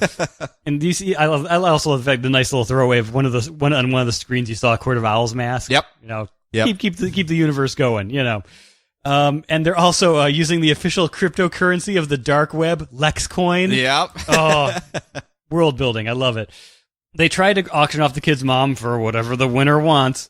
And clearly a English as a second language tutor. Yes. That's what they're auctioning them off as. Mm-hmm. Yep. Yeah. So, Green Arrow and Black Canary just beat the hell out of some slur monsters and some creepy long-fingered suit goons. Ollie gives a big rousing, rally the troops speech at the red mask guy, saves the mom from getting thrown down a pit. I have a very particular set of skills, and I will use these skills to find you and haunt you and break you. Yes. And so they destroy their base. Afterwards, Dinah is super impressed that Green Arrow gave up his identity so quickly just to help that kid. She maybe jumped the gun a little bit when she looks back on it in hindsight. And maybe her last album wasn't so bad. It was more of a concept album. Yeah. a lot of screeching, and I mean, it grows on you after some time. Yeah, it's when your ears bleed eventually. You got to really sit down and listen to the whole thing. You know? It's more of an album instead of just singles put together. I mean, that's really what it is. It's not going to get much radio play, but you'll appreciate it more when it shows up on your iPod. So, and he's just like, there's something about you that just makes me not afraid to open up to you. Like there's this big overarching thing that we don't need to spell out completely, but it can still influence our books. And it looks like this is... And you do wear a corset, and that's kind of hot. Fishnets, yeah. It kind of works for me. I don't know. I shaved my face into a Van Dyke. I heard you like those. I have like a goatee now. What do you think of that, huh? Yeah. I just felt like I was supposed to do that now. I don't know why.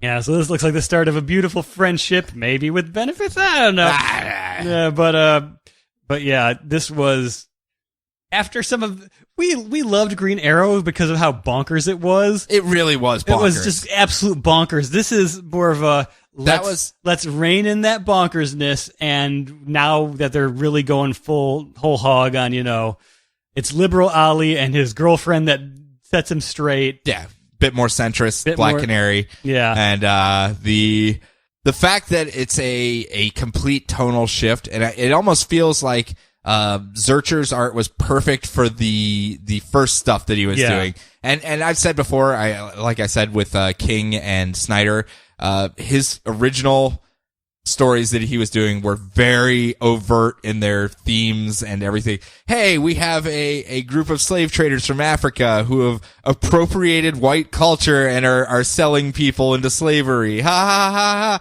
Heavy-handed overt theme. Yeah. and now it seems like it's okay, well, let's take a step back. We can put him over the line and he'll be the foil for all of my themes instead of the outside world being the vehicle for all of them. It'll just be regular world and so far to the left Ollie that he becomes everything that we're kind of following and the focal point for it, which I think works a lot better from this first issue. Very and much so. We'll see how that plays out. Otto Schmidt, so like clean, but just a little bit of cartoony and like classic, and everything's so kinetic in the movement. Yeah, it's a gorgeous looking book, and he's sharing art duties with Juan Ferreira from Gotham by Midnight. Yep, yeah, pretty much spot on right there. So. Well, like I said, maybe I missed some of the old books, but I can't complain about the creative teams at all. So. No. Yeah. They really are putting together some power teams and matching the styles of the stories they want to tell with the artists thus far. Obviously, we're in week 1. We've got a couple more weeks to see if that holds up. Yeah, but remember the original episodes of this where I was blatantly saying "Boo Green Arrow" at the end of every single episode because I hated him so much, and now this is the book I'm most excited about. Yep, they turned you. Mm-hmm. I did love the fact that they even have the callback in this issue where Black Canary's telling Ollie about how, the Justice League kind of don't like you. They think you're a sanctimonious asshole, so, I see where they're coming from. Yeah. I kind of see where they're coming from. That whole arc of him trying to join the Justice League and just showing up everywhere that the Justice League went. I love the fact that they keep calling back to that, and he refuses to work. Both of them refuse to work to each other, even to this day, because of that whole little stupid. No, we already have an Arrow guy. We don't need you. You don't have an Arrow guy. Yeah, we do. You just don't see him. So that's exactly that whole thing to me that reads perfectly from the New 52 angle of it, and obviously this was aimed to bring in a lot of the pre-New 52 people to get a little closer to what they liked as well, and we'll build off of that. So maybe both camps can come together once again.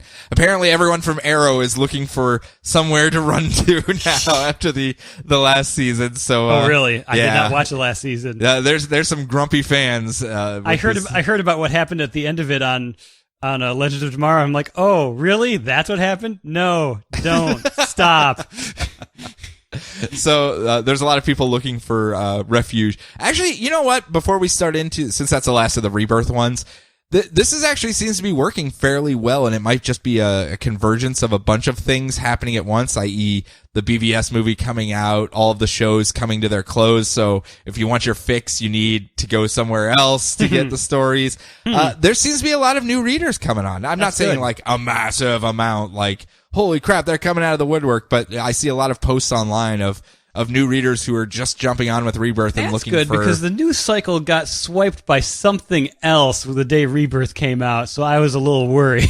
What did it get swiped with? Well, we'll cover that at the end. Okay, fair enough. My apologies. Okay. Yeah, sorry. My bad. I wasn't sure if you completely missed it being out of the country. Well, I had missed it, but I know what you're talking about now that I know what books are coming up next. But it seems like there are picking up some people that were show watchers that were, that's why I found it kind of humorous that the show Flash is so closely coming into the comics. I know, right? Now that it's just kind of like, wow, you guys are really, just pushing headlong into it. And they got their own way to bring Supergirl in and everything too by rebooting everything. So well done, guys. Yeah. But yeah, I'm happy to see that. I hope we do get a couple new readers in. They get their time too, and I think it's a really good time to join in with the melding of the New 52 and the pre-New 52 stuff happening right now. I just hope it fixes a lot of the fault lines between those two camps. Yeah. Because they're, even to this day, 5 years later, we still have people that are diehard, know the New 52, ruined everything. That was my jump off point because we weren't following my characters anymore. These are alien characters to me. And then we have people like me who came in with the New 52 who were just like, hey, it's stories. What the hell? This will be fun. And now the convergence band-aid of it's the same exact world, it's just things have changed slightly. And now we've got the rebirth thing of, yes, there literally was something changing everything. These are still the same characters. Maybe that'll help a little bit. You think they'll take the out of fixing the old universe at the end of all this? I don't think so. I don't think so either, but I think some people are still holding their breath for that. I think it's a little a bridge too far to alienate the new readers that they did get. I don't think they would alienate that many.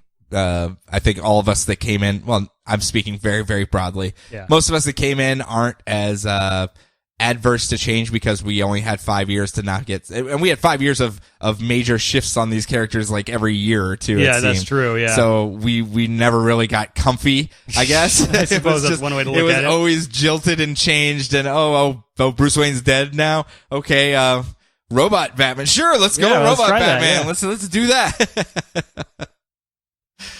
So it was always we were never given the chance to be comfy and set in our ways, and maybe I'm not saying that as a positive or a negative, but I don't think we would be as adverse to, all right, this is what we're doing now, go, let's do that. So moving on. Dr. Fate number 13, and I know some of you are going, number 13? What the heck? This is like a new jumping on point. Some of these books are still carrying over from the old continuity pre-Rebirth, or at least wrapping up their runs, and Dr. Fate is one of them. Who is a magic guy. I do the magics. Woojie, woojie, woo. And who we've been following is Khalid, who is a first-generation Egyptian-American medical student because he's got to get his doctorate before he can become Dr. Fate. Duh, everybody. They don't want you to be Dr. Fate. No. They just want him to be Fate with his They don't want you to do that. They don't want you to be a superhero. Oh. You got to persevere. Oh, okay. Obviously, you're missing my reference. I am. you need to. It's probably going to come to me like a half hour from now and be like, yeah. You need to experience the DJ Khaled Twitter feed. Oh, gotcha. Yeah, I've been avoiding that one, so sorry. But he was also gifted the powers of a sorcerer by the Egyptian pantheon of gods, like you do, to fight evil, and he has been kind of muddling his way through, for lack of a better term. He sucks at it. He sucks really, really bad at it, but he's trying really, really hard. And unfortunately, the spirits inside the helmet are not very helpful at giving instructions. Every time he asks for help, they give him some cryptic answer, and he has to decipher it and work out like whatever clue they're trying to say, and he's kind of annoyed about it. But maybe he'll have a better time because another Dr. Fate has arrived. A Dr. Fate also being his Uncle Kent, a.k.a. the OG, well, maybe not the OG, but the pre-New 52 Dr. Fate, who left and went on adventures like his magic helmet told him to, and luckily is happy to find out that it is his great nephew that has picking up the mantle since he left. And he's like, oh, awesome, you're the new Dr. Fate too? Sweet, we're related, that's awesome. Hey, so how's everything going? How's the whole sorcery thing? And he's like, it sucks so bad. Holy crap. can I just give you this helmet and just be done with it? I am not built to do this. And he's like, no, that's not really how this works. Apparently the Egyptian pantheon thinks you're even better than I am because you actually have the blood of pharaohs in your veins. And my name's Kent, dude. I got no pharaoh blood in me whatsoever. So apparently they like you quite a bit. I just have a couple years more practice. That's all it is. You'll get the hang of it. Just keep asking the helmet. It'll teach you what to do. And it's like, no, this helmet is worthless. It doesn't tell me anything. And he's like, why do you get the cool costume? I'm still wearing a hooded sweatshirt. What's going on? And then fires start erupting all over the city. And then Kent Fate is like, oh, we better go do our heroic things. Come, let us be heroes. And he dons the full costume. And he's like, Wardom, look how awesome and magical looking I am. And poor Khalid kind of pulls his hoodie up over the helmet and goes, yeah. Pretty cool, Uncle. Yeah, pretty cool. Whatever. Let's go put out these fires. And they fly out. And they start putting out the fires. And obviously, Uncle Ken is just infinitely better at this than poor Khalid is. Ox symbols all over the place, I'm sure. Just everywhere. And just throwing dirt on the fire and just putting them out and just kind of like, wee, doing his taxes while he's doing it. I mean, this is like some low-level stuff for Kent. And as they're doing it, they find that fires keep popping up all over the place, and they, of course, go, it's magic-related! Someone's setting fires using a model of the city as an effigy. Khalid, you go find who it is. I'll fly around and put out all the fires while you do that. And Khalid flies off and remembers there was a model of the city at one of the science exposition centers, and he flies over there to find this tiny little fire demon Ifrit just jumping around like, ha ha ha, starting fires. And he goes, well, at least it's nothing scary. And then just kind of traps it in a little iron globe thing and goes, well, I did it. I stopped it. Have no idea what I'm supposed to do with this little globe of a fire imp now. And that's when Kent, Dr. Fate, pops in and just teleports in with Onks all over the place. He's like, oh, look at my spooky Yu-Gi-Oh voice. Oh, I'm going to take that from you and put it in my magical tower right around the corner. Woo, and then Onks away, leaving poor Khalid just standing there. Was there a hand drawing another hand drawing the same hand behind that portal? What the heck's going on? But poor Khalid is just sitting there because he doesn't know how to teleport. He doesn't even know there's a magical tower around here. And he's like, I hope Uncle Kent gives lessons because kind of feeling outgunned here. It's just him rocking back and forth, sitting on the floor like, yep, maybe he'll come back for me because I don't know how to get there. It's a different take on the mentor relationship where maybe Kent isn't the best teacher. And I think that'll be kind of a good take where he's just like, oh, you got this. You're a magic guy. Just do magic stuff. And Khalid's like, no, I'm a med student. I'm not a magic guy. Yeah, I got a magic helmet, but I don't know how to do any of the Onk stuff that you're doing here. Maybe you could help. And he's like, you'll figure it out. Yeah. You'll get it. Just ask the helmet. No, Uncle Kent, the helmet blows. So we'll see where it goes. It goes. I like what they're setting up, and I think they're kind of just setting the groundwork for Dr. Fate and maybe some of the magic characters.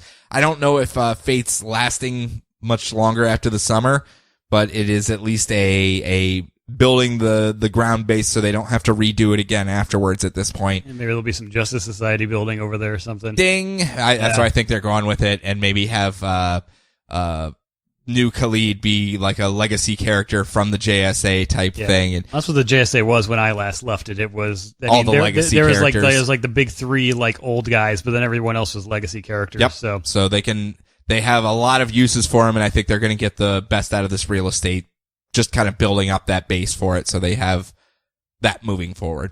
All right. It'll be good. So last one. All right. Batman Beyond number 13. Oh, man. Hey, new listeners. Want me to try to explain this one for you? Can you go as vague as humanly possible, honestly? Because we could probably do another hour just on getting to this point. There was a event called Future's End where Batman Beyond went back in time to, like from the cartoon show, Terry McGinnis went back in time to try to stop a horrible apocalyptic future. With a bunch of spider robots. And stuff. And he did. And so by doing that, he kind of rewrote all of time and died in the past died in the past in the process. And so former Red Robin Tim Drake, who is now living under the guise of the new Batman Beyond in the future, is there taking over for his place. And it's kind of confusing. But it's kind of an alternate timeline future that seems to be Robin. And it was put into a different alternate timeline future. And time seems to be constantly rewriting itself as the series is going along. Yes. So it's very hard to find your footing, and just understand that this is a Robin from the present that went into the future to become the replacement Batman Beyond of that future century. That's kind of where we are with this. So Tim is currently dealing with an electric guy named Rewire, who I guess is from the cartoon. It doesn't ring any bells with me. Yes.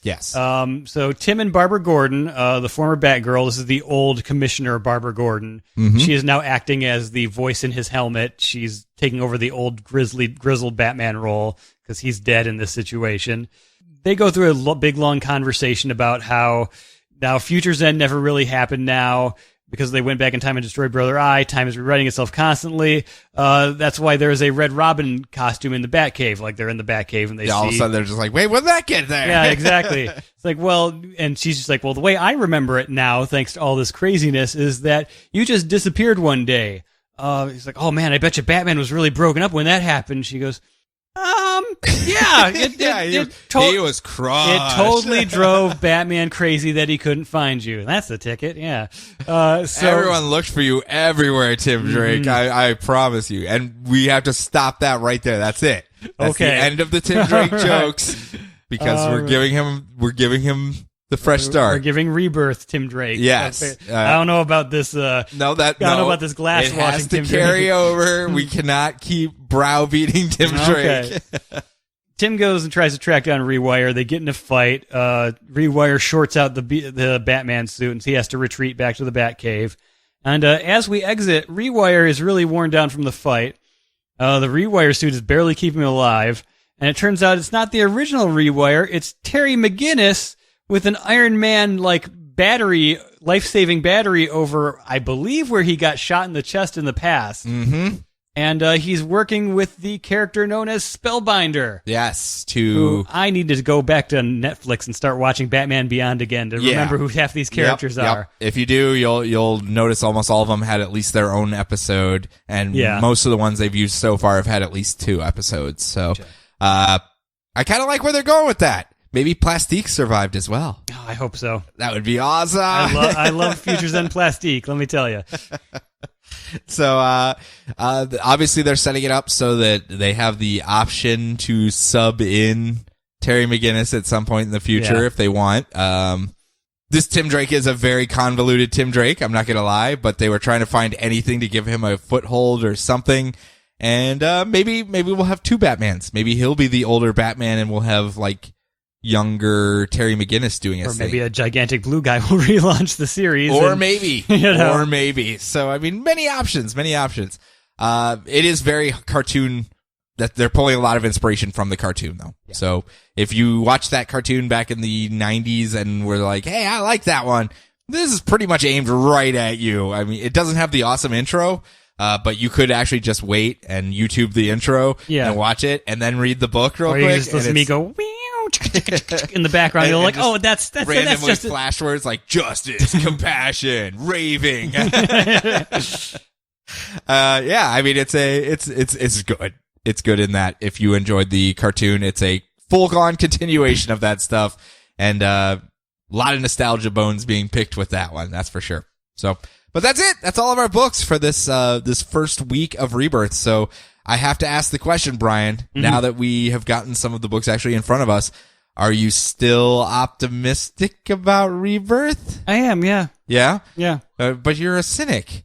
You're what everyone's fighting against. You're the evil. I don't know about that. You're the evil. I don't think so.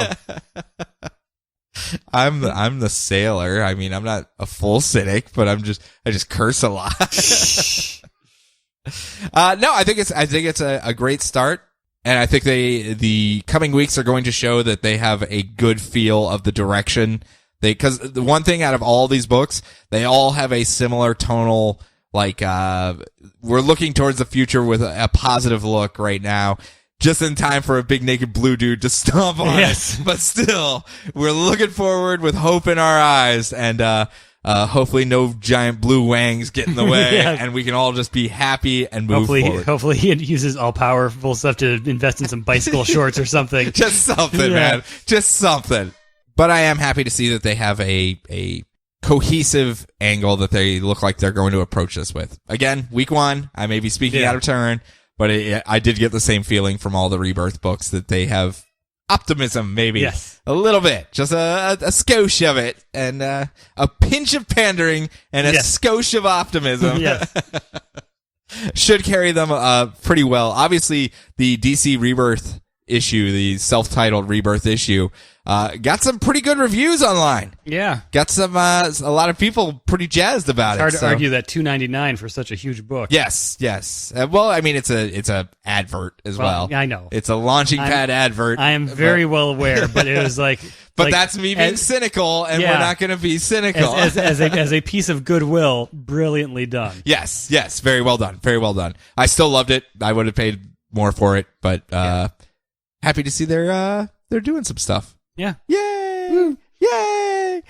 So that does it for us. As a reminder to you guys, if you like these books, if you want to see any of these books continue, especially with a relaunch such as this, or a jumping on point such as this, stupid terminology, you have to buy what you enjoy. If no one buys it, it gets canceled. It's not because they hate Wally West. It's not because they hate Dial H. There is no ill will towards Jared from G.I. Zombie.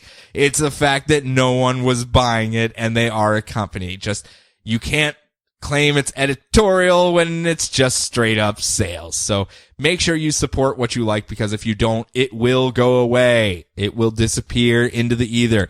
We are very well versed in that. And if you've been around comics for more than a year or two, you also are very well versed in this. So make sure you support what you like. That being said, next week we will be covering all of the Rebirth titles yet again. We have another fresh batch. Obviously, I'm trying to figure out how we're going to do the bi-weekly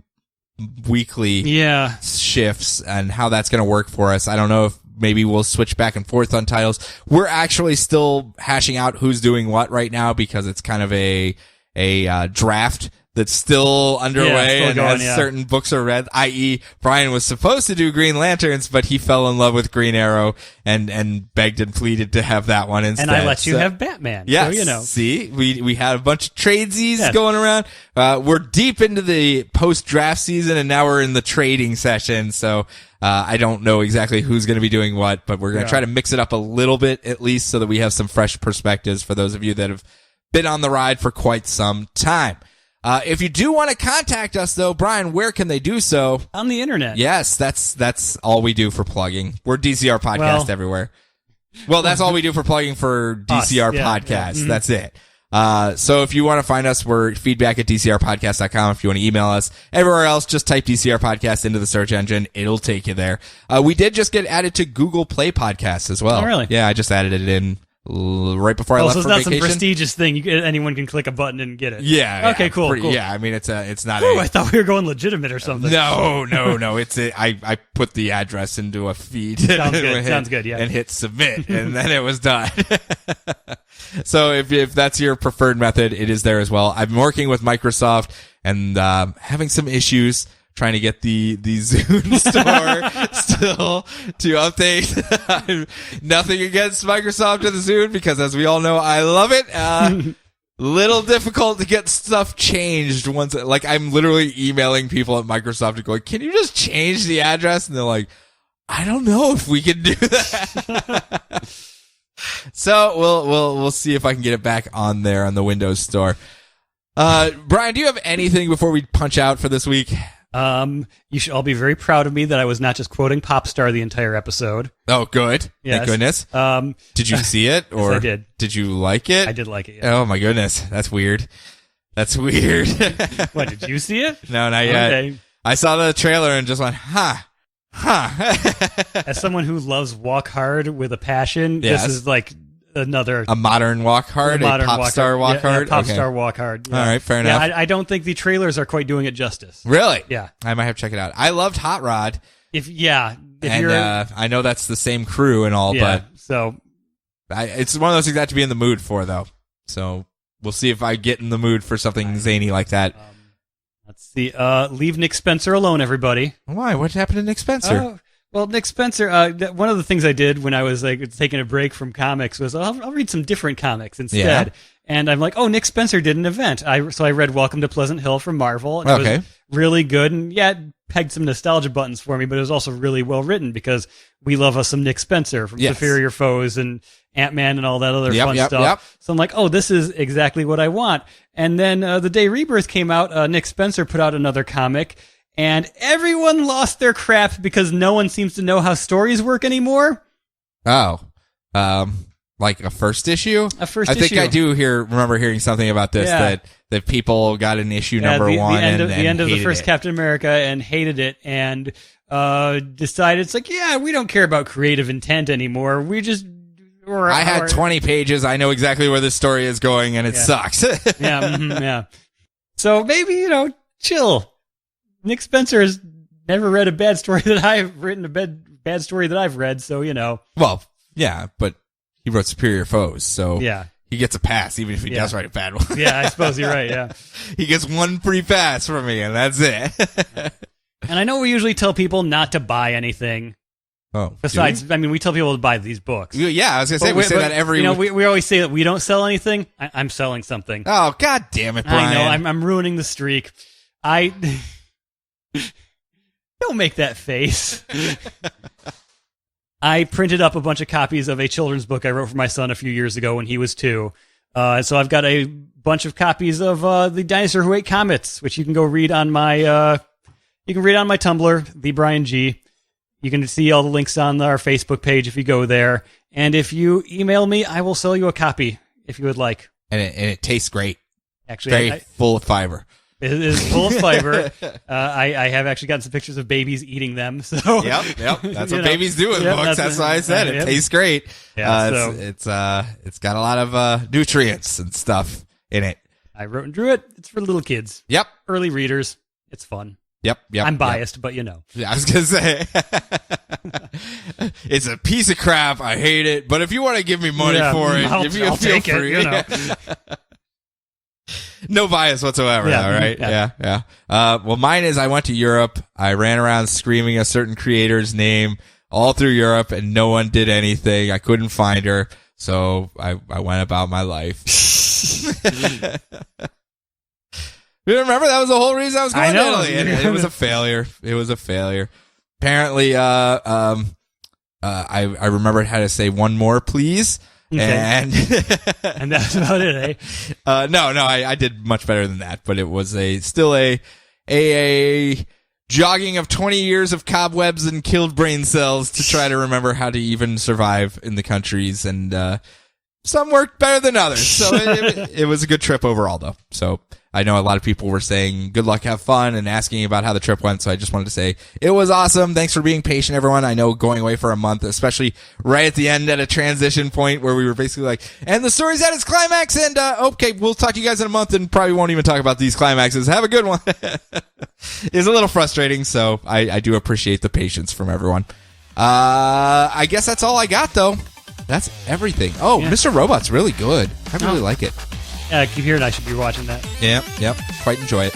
But that's it from me. So everyone from us here, enjoy your books, enjoy your week, enjoy your lives, and we will talk to you optimistically with no blue dongs in the future.